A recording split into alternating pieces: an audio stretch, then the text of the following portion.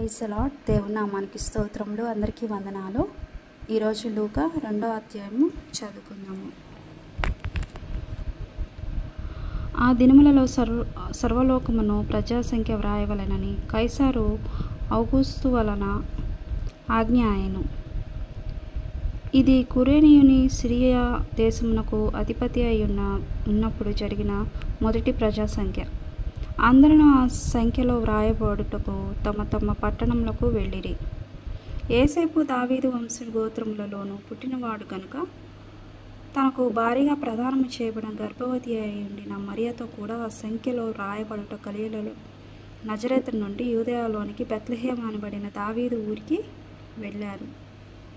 వారక్కడ ఉన్నప్పుడు ఆమె ప్రసవ దినములు నిండెను గనుక తన తొలిచూలు కుమారుని కని పొత్తిగుడ్డలతో చుట్టి వారికి స్థలము లేనందున ఆయన పశువుల తొట్టిలో పరుండెను. ఆ దేశంలో కొందరు గొర్రెల కాపురులు పొలములో ఉండి రాత్రివేళ తమ మందను కాచుకొనుచుండగా ప్రభువు దూత వారి యొద్దకు వచ్చి నిలిచెను. ప్రభువు మహిమ వారి చుట్టూ ప్రకాశించెను. వారి మిక్కిలి భయపడిరి. అయితే ఆ దూత, భయపడకుడి, ఇదిగో ప్రజలందరికీ కలగబో మహా సంతోషకరమైన సువార్తమానము నేను మీకు తెలియజేయుచున్నాను. దావీదు పట్టణమందు నేడు రక్షకుడు మీ కొరకు పుట్టి ఉన్నాడు. ఈయన ప్రభువైన క్రీస్తు. దానికి ఇదే మీ కానవాలు. ఒక శిశువు పొత్తిగుడ్డలతో చుట్టుబడి ఒక తొట్టిలో పండుకొని ఉండుట మీరు చూచెదరు. వారితో చెప్పి వెంటనే పరలోక సైన్య సమూహము ఆ దూతతో కూడా ఎవరున్నారు? పరలోక సైన్య సమూహం ఉందంట. సర్వోన్నతమైన స్థలములలో దేవునికి మహిమయు ఆయనకి ఇష్టలైన మనుషులకు భూమి మీద సమాధానమును కలుగునుగాక అని దేవునికి స్తోత్రము చేయుచుండెను. కాబట్టి మన కొరకు క్రీస్తు ఈ లోకంలో పుట్టిన తర్వాత దూత వచ్చి వారితో ఇలాగన్నది. వెంటనే దానికి ఇదే మీ కానవాలు. పొత్తిగుడ్డలతో చుట్టబడి ఒక తొట్టిలో పండుకొని ఉండుట మీరు చూచెదరు అని చెప్తుంది. ఆ దూతతో పాటు సర్వోన్నతమైన స్థలములలో దేవునికి మహిమయు ఆయనకి ఇష్టలైన మనుషుల భూమి మీద సమాధానం కలుగునుగాక అని స్తోత్రములు చేయుచుండిరి. కాబట్టి ఆ దూతలు తమ యొద్ద నుండి పరలోకమునకు వెళ్ళిన తరువాత ఆ గొర్రెల కాపరులు జరిగిన ఈ కార్యమును ప్రభువు మనకు తెలియజేయించి ఉన్నాడు.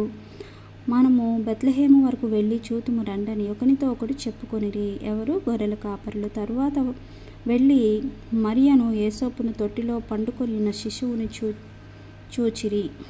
తర్వాత వారు చూచి శిశువుని గూర్చి తమతో చెప్పబడిన మాట ప్రచురము చేశారు. ఎవరు? గొర్రెల కాపరులు. గొర్రెల కాపరులు తమతో చెప్పిన సంగతులను గూర్చి విన్నవారందరూ మిక్కిలి ఆశ్చర్యపడ్డారు. అయితే మరియ ఆ మాటలన్నీ తన హృదయముతో తలపోసుకొనుచు భద్రము చేసుకొనెను. అంతటా గొర్రెల కాపరులు తమతో చెప్పబడిన తాము విన్నవాటిని కన్నవాటిని గూర్చి దేవుని మహిమపరచుచు స్తోత్రములు చేయుచు తిరిగి వెళ్ళిరి. ఆ శిశువు సున్నతి చేయవలసిన 8వ దినమున వచ్చినప్పుడు గర్భమందాయనను పడక మునుపు దేవదూత చేత పెట్టబడిన యేసు అని పేరు వారు ఆయనకు పెట్టారంట. ముందుగానే దేవదూత చెప్పింది. యేసయ్య గర్భంలో ఉన్నప్పుడే యేసు అని పేరు పెట్టాలి అని చెప్పింది. కాబట్టి అదే పేరు పెట్టారు. మోషే ధర్మశాస్త్రము చొప్పున వారు తమను శుద్ధి చేసుకొనుచు దినములు గడిచినప్పుడు ప్రతి తొలిచూలు మగపిల్ల ప్రభువునకు ప్రతిష్ఠ చేయవలెను అని ప్రభువు ధర్మశాస్త్రమందు వ్రాయబడినట్టు ఆయనను ప్రభువుకు ప్రతిష్ఠించుటకు ప్రభువు ధర్మశాస్త్రమందు చెప్పబడిన గువ్వల జతనైనను 2 పావురముల పిల్లలనైనను బలిగా సమర్పించుటకు వారు ఆయనను యెరూషలేమునకు తీసుకొని పోయిరి. యెరూషలేమునందు సుమయోనను ఒక మనుష్యుడుండెను. అతడు నీతిమంతుడైన భక్తిపరుడై ఉండి ఇశ్రాయేలీయుల యొక్క ఆదరణ కొరకు కనిపెట్టివాడు. పరిశుద్ధాత్మ అతని మీద ఉండెను. అతడు ప్రభు యొక్క క్రీస్తు చూడక మునుపు మరణము పొందడని అతనికి పరిశుద్ధాత్మ చేత బయలుపరచబడి ఉండెను.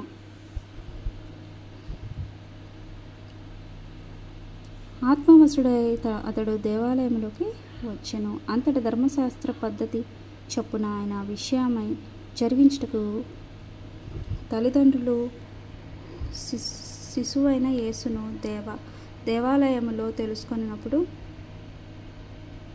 అతడు తన చేతులలో ఆయనను ఎత్తుకొని దేవుని స్తుతించుచు ఇట్లా నేను నాదా, ఇప్పుడు నీ మాట చొప్పున సమాధానంతో నీ దాసుని పోనిచ్చుచున్నావు. అన్యజనులకు నిన్ను బయలుపరచుటకు వెలుగుగాను నీ ప్రజలైన ఇశ్రాయేలు మహిమగాను నీవు సకల ప్రజల ఎదుటకు సిద్ధపరిచిన నీ నిరీక్షణ కన్నులారా చూచితిని. యేసోపున ఆయన తల్లిని ఆయన గూర్చి చెప్పబడిన మాటలు విని ఆశ్చర్యపడిని. సుమయోను వారిని దీవించి, ఇదిగో అనేక హృదయాలోచనలు బయలుపడినట్లు ఇశ్రాయేలులో అనేకులు పడుటకును తిరిగి లేచుటకును నీ వివాదాస్పదమైన గుర్తుగా ఈయనను నియమింపబడి ఉన్నాడు. మరియు నీ హృదయంలోనికి ఒక ఖడ్గము దూసుకొని పోనీయక ఆయన తల్లి అయినను పోవునని ఆయన తల్లి అయిన మరియతో చెప్పాడు. మరియు ఆషేరు గోత్రీకురాలును సమూయేలు కుమార్తె అయిన అన్నా అను ఒక స్త్రీ ఒక ప్రవక్తి ఉండెను. ఆమె కన్యత్వము మొదలు 7 ఏళ్ళు పెనిమిటితో సంసారము చేసి బహుకాలము గడిచినదై యొనబడినది 4 సంవత్సరములు విధవరాలయుండి దేవాలయమును విడువక ఉపవాస ప్రార్థనలతో రేయింబగళ్ళు సేవ చేయుచుండెను. ఆమె కూడా ఆ గడియలోనే లోపలికి వచ్చి దేవుని కొనియాడి యెరూషలేములో విమోచన కొరకు కనిపెట్టుచున్నది. వారందరితో ఆయన గూర్చి మాట్లాడుచుండెను. అంతటా వారు ప్రభు ధర్మశాస్త్రము చొప్పున సమస్తము తీర్చిన పిమ్మట గలిలయలోని నజరేతు తమ ఊరికి తిరిగి వెళ్ళిరి. బాలుడు జ్ఞానముతో నిండుకొనుచో ఎదిగి బలము పొందుచుండెను. దేవుని దయ ఆయన మీద ఉండెను. పస్కా పండుగప్పుడు ఆయన తల్లిదండ్రులు ఏటేటా యెరూషలేముకు వెళ్ళుచుండువారు. ఆయన 12 ఏళ్ల వాడై ఉన్నప్పుడు ఆ పండుగను ఆచరించుటకై వాడుక చొప్పున వారు యెరూషలేమునకు వెళ్ళిరి. ఆ దినమున తీరిన తరువాత వారు తిరిగి వెళ్ళుచుండగా బాలుడైన యేసు యెరూషలేములో నిలిచెను. ఆయన తల్లిదండ్రుల సంగతి ఎరుగక ఆయన సమూహంలో ఉన్నాడని తలంచి ఒక దినం ప్రయాణము సాగిపోయి తన బంధువులతో వెళ్ళవైన వారిలోనూ ఆయన వెదుగుచుండిరి. కాబట్టి వాళ్ళ బంధువుల్లో ఎదుగుచున్నారంట. యేసు సమూహంలో వస్తున్నాడు అని అనుకున్నారు. కానీ ఆయన ఎక్కడున్నాడు? యెరూషలేములోనే ఉన్నాడు. ఆయన కనబడినందున ఆయనను వెదుకుచు యెరూషలేముకు తిరిగి వచ్చిరి. 3 దినములైన తరువాత ఆయన దేవాలయంలో బోధకుల మధ్య కూర్చుండి వారి మాటలను ఆలకించుచు వారిని ప్రశ్నలు అడుగుచూ ఉండగా చూచిరి. ఆయన మాటలు వినిన వారందరూ ఆయన ప్రజ్ఞకు ప్రత్యుత్తరమునకు విస్మయం పొందిరి.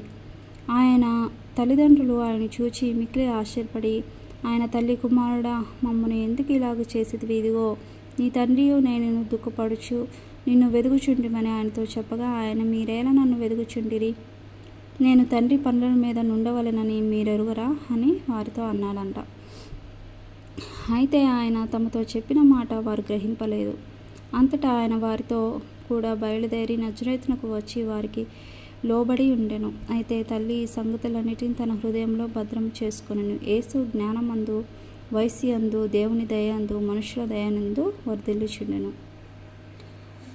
ఇంతటితో లూకా 2వ అధ్యాయము అయిపోయింది, కంప్లీట్ అయింది. కాబట్టి దేవుడు నీ కొరకు నా కొరకు ఈ లోకానికి వచ్చాడు. ఎందుకు? మన పాపములను మన దోషములను ఆయన మీద వేసుకోవడానికి. ఎందుకు అలాగా? ఎందుకంటే మనము నశించిపోట, మన ఆత్మను నశించిపోట ఆయన చిత్తం కాదు.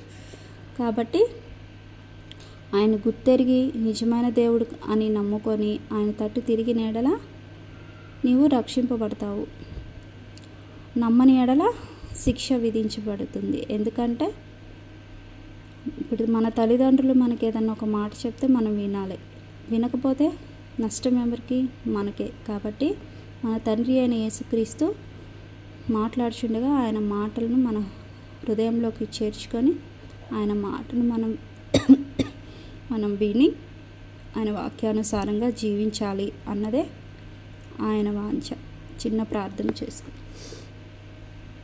పరిశుద్ధుడా, ప్రేమ కలిగిన తండ్రి, నీ బంగారు పాదాలకి వందనాలు చెల్లిస్తున్నాము తండ్రి. ఈ సమయాన్ని మీరు మాకు ఇచ్చినందుకు స్తోత్రములు తండ్రి. నీ వాక్యము చదువుకొనుటకు కృపనిచ్చినందుకు స్తోత్రములు తండ్రి. ప్రతిరోజు నీ వాక్యాన్ని ధ్యానించుటకు సమయమును దయచే ప్రభువా. చదువుతున్న వాక్యము నా తండ్రి ప్రతి ఒక్క హృదయంలో భద్రపరుచుకుంటకు కృప దయచేయండి అయా. నీ వాక్యం ద్వారా ప్రతి బిడ్డతో మాట్లాడు ప్రభువా. నీకు స్తోత్రములు తండ్రి. దయచేసి తండ్రి అన్ని విషయాల్లో మీరు తోడుండి సహాయం చేయండి అయా. యేసయ్యా, ఈ లోకానికి నాయన నీవు ఒక తల్లి మరియ గర్భాన నా తండ్రి అయా వచ్చినావు తండ్రి అయా. పాపం ఎరుగని నీ దేహము తండ్రి నీకు స్తోత్రములు తండ్రి అయా. పరిశుద్ధుడు ప్రభువా, నీ పుట్టుకతో నా తండ్రి పరలోకంలో సమూహం అంతా నా తండ్రి ఆనందించి నిన్ను స్తుతిస్తూ స్తోత్రిస్తూ నాయన ఉన్నాయి ప్రభువా. నీకు స్తోత్రములు తండ్రి. నీ జననము ఎంతో గొప్పది ప్రభువా. నీకు స్తోత్రములు ప్రభువా. దయచేసి నాయన అన్ని విషయాల్లో మీరు తోడుండి సహాయం చేయండి. మీరు మా కోసం వచ్చారంటే నాయన అయా, మా ప్రతి ఒక్క అవసరత కానీ మా ప్రతి ఒక్క సమస్య కానీ బాధ కానీ నాయన నువ్వు తీరుస్తావు అని మేము నమ్ముచున్నాము తండ్రి అయా. ఈ లోకానుసారంగా నువ్వు మరణించినప్పటికీ ప్రభువా దేవానికి స్తోత్రములు తండ్రి అయా. ఒక మనిషిగా కాకుండా మళ్ళీ సజీవుడుగా నా తండ్రి మరణాన్ని జయించావు తండ్రి. నీకు స్తోత్రములు తండ్రి. నీకే వందనాలు చెల్లిస్తున్నాము ప్రభువా. దయచేసి నీ వాక్యాన్ని మా హృదయాల్లో భద్రపరుచుకొని నీ వాక్యానుసారంగా జీవించే కృప నీవు తండ్రి. ఎందుకంటే నీ రాకడ ఎప్పుడు ఉంటుందో తెలియదు ప్రభువా.